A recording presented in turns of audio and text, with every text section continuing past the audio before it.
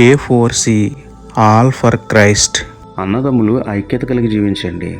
అద్వితీయ దేవునికి మహిమ తీసుకురండి. ప్రార్థన.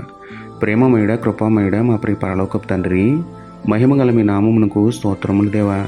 అయ్యా, అన్నదమ్ములుగా పుట్టి ఐక్యత లేని వారిని ఒక్కసారి జ్ఞాపకం చేసుకోండి తండ్రి.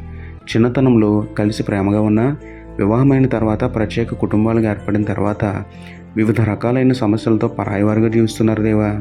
వారితో మాట్లాడండి ప్రభువా. తిరిగి ఐక్యతగా జీవించే హృదయం ఇవ్వండి తండ్రి. రక్త సంబంధికుల మధ్య, కుటుంబస్తుల మధ్య గొడవలు పెట్టేవారిని దూరపరచండి నాయన.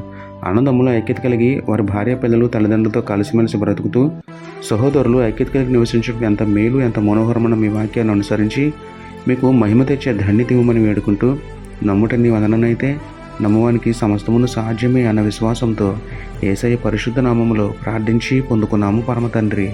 ఆమేన్.